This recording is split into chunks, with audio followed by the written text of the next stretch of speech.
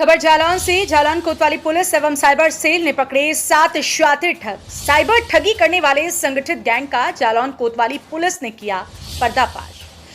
Cricbuzz, fair play एवं lotus आदि gaming app के जरिए लोगों को ठगने का काम करते थे।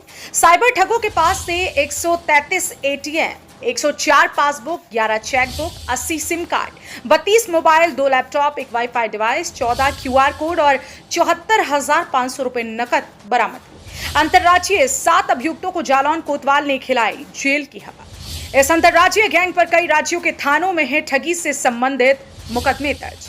गिरफ्तार अभियुक्त का सरगना विश्वजीत दांगी और उसके साथी कपिल सेन, दीपक बघेल, उपहार श्रीवास्तव, सुनील जादौन, हर्ष गुप्ता, धर्मेंद्र सिंह जादौन। जालौन कोतवाली क्षेत्र कस्बा जालौन का मामला।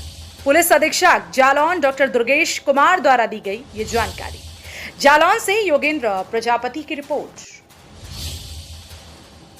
साइबर ठगों का खुलासा किया है, कितने लोग जो है गिरफ्तार हुए हैं, ये लोग कैसे किस तरीके से घटनाओं को अंजाम देते हैं? अपर पुलिस महानिदेशक कानपुर जोन, पुलिस उप महानिरीक्षक झांसी रेंज द्वारा साइबर अपराधों के संबंध में जनता को जागरूक करने और इन अपराधियों पर नियंत्रण करने के निर्देश दिए गए थे।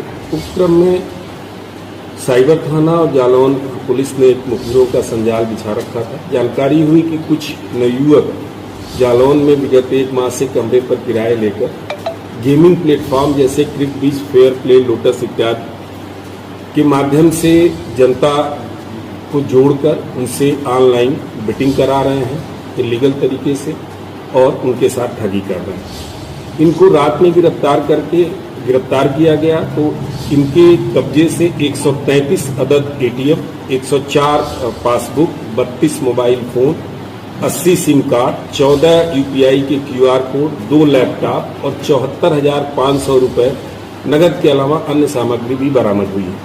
ये कुल 7 अभियुक्त हैं जो दतिया, झांसी, आगरा, मैनपुरी के रहने वाले हैं, जिनका सरगना है विश्वजीत दांगी जो दतिया का रहने वाला है।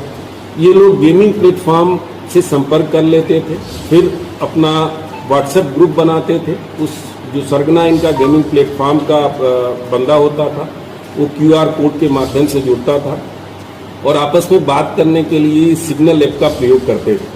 जो भी आदमी इनके एडवर्टीजमेंट पर क्लिक करता था उनकी सूचना इनके पास आती थी। यहाँ से ये लिंक भेजते थे, वो व्यक्ति जो पीड़ित है वो इनसे जुड़ जाता था उस लिंक के माध्यम से।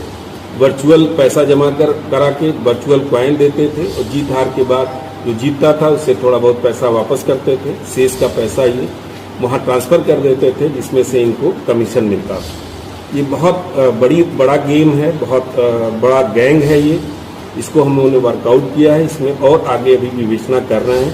काफ़ी बड़ी संख्या में ये जो आपके एटीएम और पासबुक बरामद हुए हैं, ये गरीब लोगों को जो बहुत ज़्यादा जिनको जानकारी नहीं है साइबर के अपराधों के बारे में, उनको कुछ पैसे दे के उनसे खुलवाते हैं और खुलवा के उनका पासबुक और एटीएम सारा कुछ अपने पास रख लेते हैं और इनकी आइडेंटिटी कभी क्लियर हो नहीं पाती। किस तरीके से ये गेम कौन कौन से गेम हैं जिन पे ये लोग पैसा लगवाते थे, या इनका जो मोटिव था, किस तरीके से घटना बन जाते थे? अभी देखिए, जैसे जो अभी तक की विवेचना से बात आई है, क्रिकबज, फेयर प्ले और लोटस जो गेमिंग प्लेटफॉर्म है उनके लोगों से ये संपर्क करते थे। स्वयं एक व्हाट्सएप ग्रुप बनाते थे अपने लोगों का। उस व्हाट्सएप ग्रुप का वेब खोल के और गेमिंग प्लेटफॉर्म के प्रतिनिधि को वो क्यूआर कोड भेजते थे, बगैर आईपी एड्रेस डिस्क्लोज किए उनसे जुड़ जाता था और इनको एक्सेस मिल जाता था वहाँ के प्लेटफॉर्म का। फिर जो आदमी भी कहीं भी हिंदुस्तान में बैठा हुआ उस एडवर्टीजमेंट को क्लिक करता था, इसकी सूचना इन तक या तो सीधे आती थी या प्लेटफॉर्म का प्रतिनिधि इनको दे देता था। ये उस आदमी को एक लिंक भेजते थे और उसको एक्सेप्ट करने के लिए कहते थे। जैसे ही लिंक ओपन करता था उनके साथ जुड़ जाता था।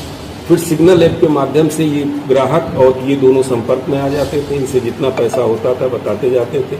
एक मिनिमम अमाउंट इन्होंने फिक्स कर रखा था 300 रुपये का। उसमें उनको कॉइन, वर्चुअल कॉइन देते थे। फिर जैसे सपोज करिए कि किसी क्रिकेट मैच पर लगा है तो उसमें हार जीत के हिसाब से वो बेटिंग कराते थे। कराने के बाद जो पैसा हार जाता था उसका रख लेते थे, बाकी जो कुछ जीतते थे उनको थोड़ा बहुत पैसा ये वापस करते थे। ठीक।